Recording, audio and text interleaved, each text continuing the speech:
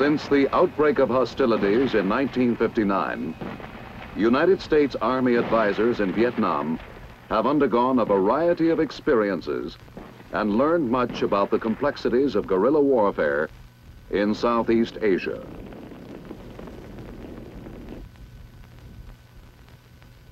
Working through MAG, these advisors have increased in number to more than 12,000. Each is assigned to a specific activity or unit of the Army of the Republic of Vietnam, commonly referred to as ARVN, where his chief duties are to make certain that U.S. equipment is used and maintained properly, and to teach by lecture, demonstration, and by setting an example. Perhaps the advisor's most important function is to advise and assist the unit commander, his ARVN counterpart, to make suggestions skillfully and diplomatically in a manner adjusted to the customs and traditions of the Vietnamese and to the individual personality of the commander.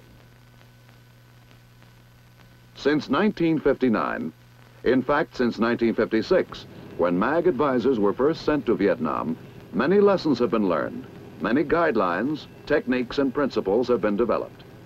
Perhaps the best way to describe the experiences of U.S. advisors in their relationship with the Vietnamese and to illustrate the lessons learned is to tell the story of one U.S. officer, Captain William R. Johnston, who from May 1962 until April 1963 served as MAG advisor to the 1st Infantry Battalion, 11th Regiment, 7th Infantry Division, Army of the Republic of Vietnam.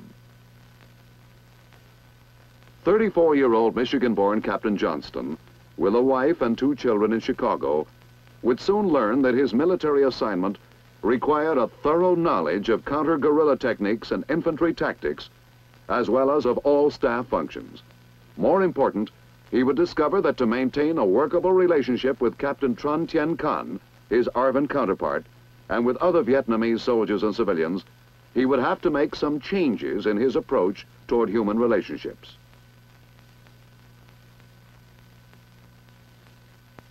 His counterpart, Captain Can, had received infantry and artillery training in the United States, but there was still the large gulf of 2 divergent cultures separating them.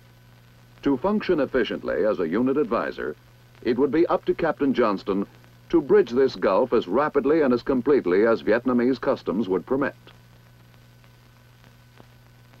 As Johnston met officials such as the district chief and ARVN regimental commander, he was aware of the need to understand the Vietnamese people without becoming involved in their politics. The advisor's duty was to adhere to the U.S. national policy, and his obligation would be to support the military operations of the incumbent government of Vietnam.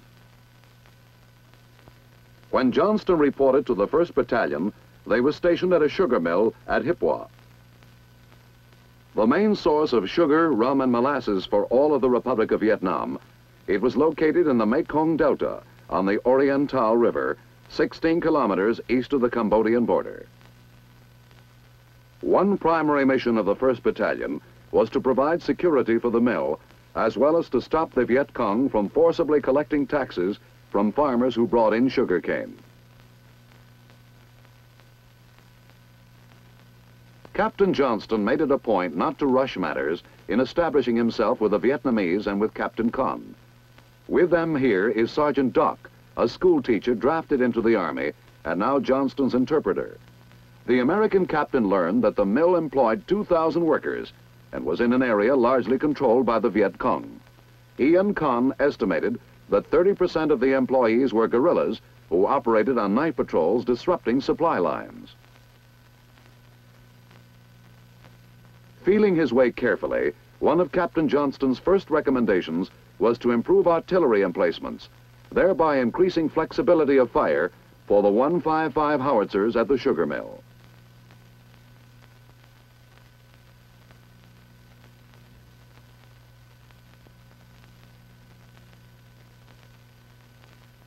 He also suggested that living in shelters improvised from ponchos was neither helping morale nor contributing to supply economy, and Can agreed to construct barracks. Another basic mission of the battalion was to secure a portion of the only usable road for transport of personnel, sugar, and supplies between the mill and Saigon. The road led through Viet Cong-infested territory, with an estimated 2 companies of guerrillas operating in the 1st Battalion's area of responsibility. However, despite the presence of the 1st Battalion, word was received one morning that the road had been cut during the night. Captain Johnston hurried to the scene, where it was reported that the Viet Cong were still in the area. Battalion troops arrived a few minutes later. The battalion commander was at regimental headquarters, and by now Johnston had learned that Con's workload was such that he could not always be available.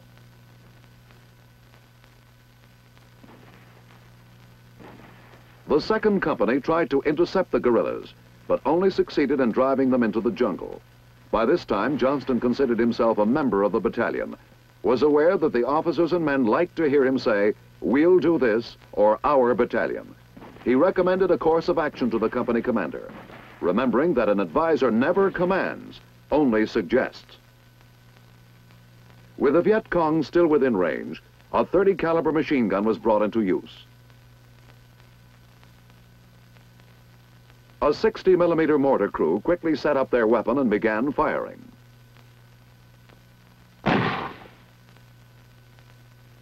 Suspects were rounded up for interrogation. Johnston would assist in this as soon as he could. Once the guerrillas were driven off and the chance of harassing fire reduced to a minimum, civilians recruited by the district chief began repairing the road. Some of these same farmers had undoubtedly been recruited by the Viet Cong to dig it up the night before.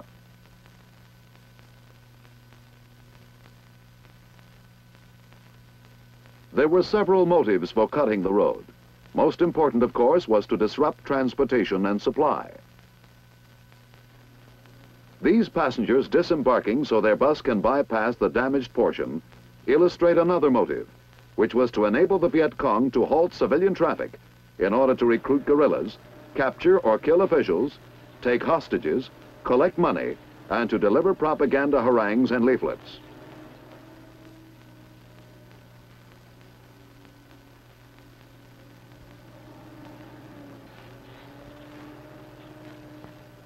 When the road was sufficiently repaired, the flow of traffic resumed, taking passengers to their destinations, as well as fuel and supplies to the sugar mill.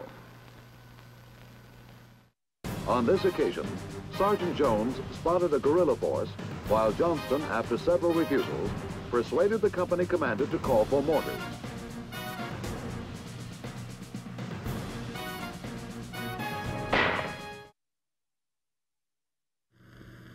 As a result of the cutting of the road and other night activity by the Viet Cong, Captain Johnston made a recommendation which led to the first appreciable disagreement between him and Captain Con. The recommendation was for regular night patrols throughout the area. Although it was eventually followed, the battalion commander refused at first because he was adhering to the old concept of fighting by day and defending by night. Johnston then asked permission to lead volunteer patrols, and Con reluctantly consented. They proved so successful that the battalion commander drew up his own plans for nightly patrols, receiving high praise from division. Johnston's reward was satisfaction from the results obtained.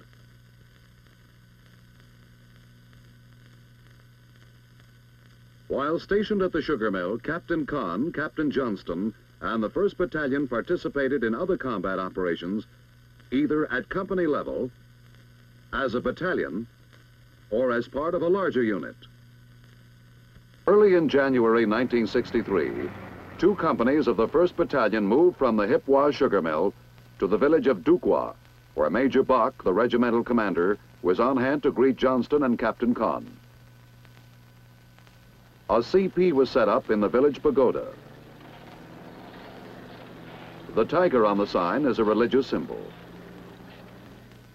The other 2 companies remained at or near the sugar mill to help the Self-Defense Corps Company take over the 1st Battalion's security mission. It was at this time that 1st Lieutenant Joe M. Clement of Atlanta, Georgia, joined the battalion as training advisor and assistant to Captain Johnston. Sergeant Doc helped orient Lieutenant Clement on the surrounding terrain. Shortly afterwards, Master Sergeant Jones of Baltimore, Maryland, arrived to serve as the battalion's first enlisted advisor. Primary reason for moving 2 companies of the battalion to Duquois was to have them help convert the village into a strategic hamlet. Since Duquois was in the heart of Viet Cong country, Johnston never went anywhere without his AR-15 rifle, keeping it by his side even when he slept. His chief duty at this time was to advise Captain Conn on providing security for workers constructing the hamlet, as well as on planning patrols and company-size operations. This battalion soldier was captured and killed by the Viet Cong while guarding the construction site at night. There was another basic reason for the battalion's move to Duquois. This was so it could provide security for a road reconstruction project. Rendered impassable by the Viet Cong in 1959, repair of this road would provide a shorter route from Duquois to Saigon. Captain Johnston went over it carefully so he could advise the battalion commander on plans for protection of construction crews. Actual reconstruction was done by civilians, who were paid for their labor by the Vietnamese government. ARVN engineers lent support with bulldozers, other equipment, and personnel. During the entire project, Johnston maintained liaison with U.S. engineer advisors. Despite security measures, the Viet Cong dug up repaired sections at night and subjected workers to harassing fire. On this occasion, Sergeant Jones spotted a guerrilla force, while Johnston, after several refusals, persuaded the company commander to call for mortars.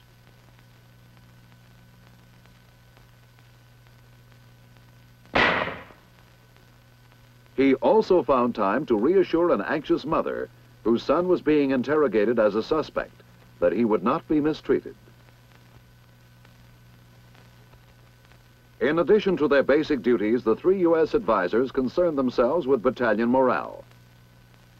These palm fronds were for the roof of a barracks Johnston had recommended, Captain Conn had authorized, and Lieutenant Clement had been delegated to supervise.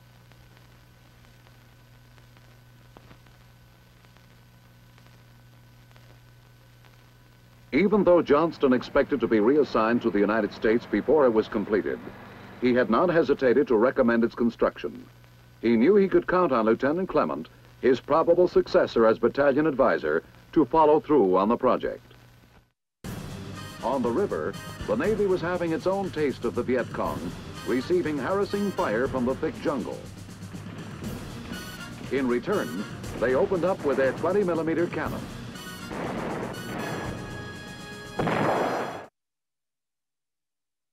Responding to requests through command and advisory channels, the Navy of the Republic of Vietnam had assigned 4 landing craft in support of the battalion's mission. Johnston was on hand to watch the LCMs pull out. Manned by Vietnamese Navy personnel, the craft would transport the equipment by river and then canal to the construction site. Meanwhile, the battalion paralleled the river on foot, its immediate objective to clear the intervening area of Viet Cong. Walking with them were Johnston and the battalion commander. They cleared villages and searched huts all along the populated route to the site of the SDC post. Johnston and his counterpart found that all adult males had left, confirming their belief that most of the population were Viet Cong. At another hut, a last-moment escape by VC was indicated by food still being cooked. Despite all precautions, an ambush resulted in the wounding of 2 men.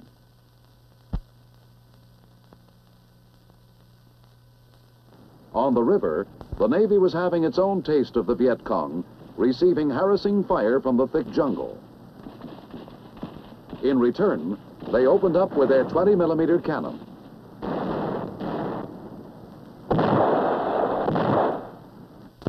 As soon as the battalion arrived at the site of the SDC post, they started digging in to set up a defensive perimeter on Johnston's recommendation. He explained some of his other recommendations to the regimental commander and Khan, realizing that it wasn't enough to say this was the way the American Army did things.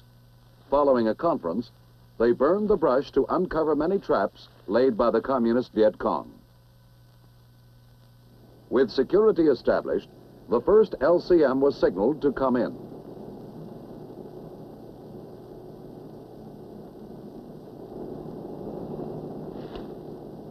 Johnston lent a hand in tying it to the bank. The battalion was now ready to begin its basic mission, construction of the SDC post, following the plan drawn up by Johnston and his counterpart. The wall for the triangular post would be of mud, which would become almost as hard as concrete when it dried.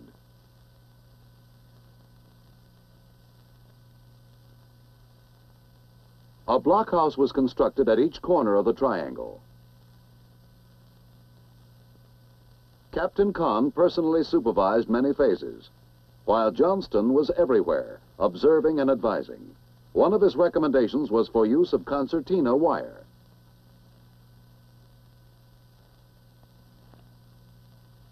Their joint plan also included the digging of a moat surrounding this entire post.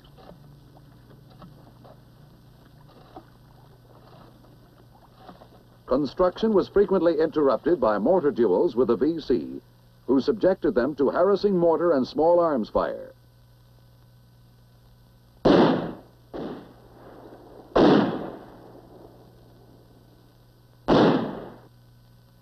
Casualties were sustained by both sides. This SDC soldier received mortar fragments, and an Arvin mortar killed this guerrilla. Viet Cong harassing fire during the post's construction led to a disagreement between advisor and counterpart when Johnston recommended clearing fields of fire in opposition to Khan's desire to spare the local farmers coconut and banana trees. Johnston won his point, and SDC personnel, together with members of the battalion, burned fields of fire on both sides of the canal. The following day, another battalion soldier was critically wounded by sniper fire at 11:50 hours, a significant time since it was 10 minutes before virtually all Arvin troops took a 2-hour siesta. Arvin helicopter units did not respond to a request for evacuation, and almost certainly would not during the siesta period. Deeply concerned, Johnston radioed a request to the regimental advisor for a U.S. piloted helicopter. He received a regretful refusal, because only when Arvin refused a mission could U.S. pilots be sent.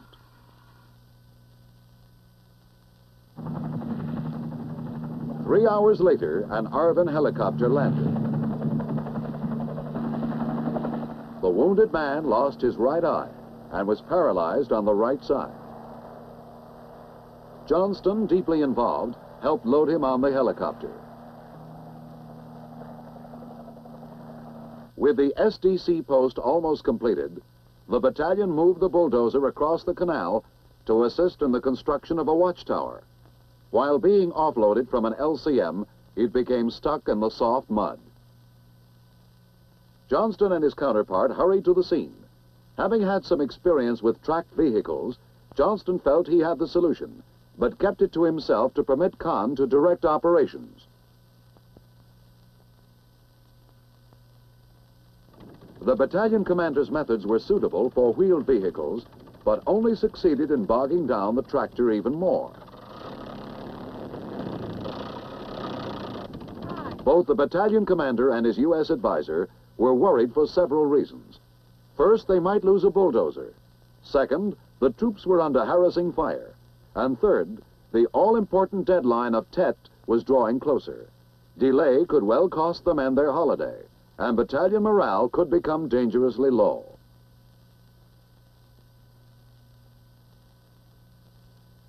As he later admitted, Johnston's concern for the men led him to use poor judgment. He attempted to advise his counterpart in front of his officers and men, leading Kahn to reject the recommended solution. Kahn's acceptance of advice given in front of others would have caused him to lose face, so he continued to use his own methods. Even procurement of a second bulldozer and use of all available men didn't help. Finally, Johnston, in private, issued an ultimatum to Kahn: use the method he had recommended, or he would make a report to regiment. This would result in even greater loss of face and possible disciplinary action for Kahn. The battalion commander reluctantly gave in. Johnston's method was to anchor the bottom of the track to a stationary object so the tractor would pull itself over its own treads and out of the hole it had dug for itself.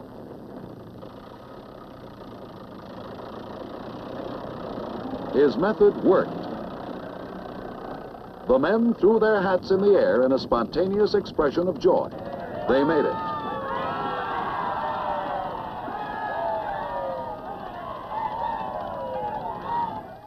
A few days later, their mission was fully accomplished. The SDC post was completed.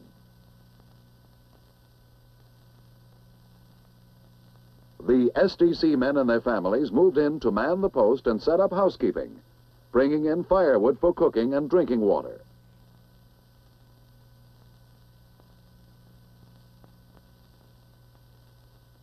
It was a scene of domestic tranquility against a backdrop of anticipated violence.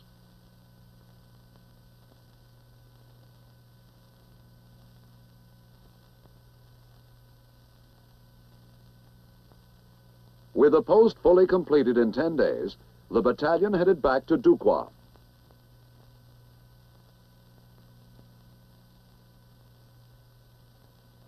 The Viet Cong, unsympathetic as always, hit them with an ambush. It was quickly met with small arms and mortar fire. Kahn directed the action.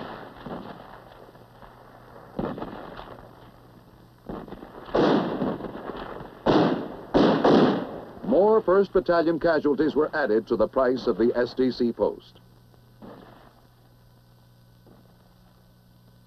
Captured VC prisoners showed there was another side to the balance sheet. Now they could complete the final leg of their journey back to WWII. A few days later, Captain Johnston received orders for reassignment to the United States. He had said goodbye to all the men except the wounded. His good friend, Kahn, was with him on this last mission. There was a heartwarming mutual respect between advisor and counterpart, and between officers and men.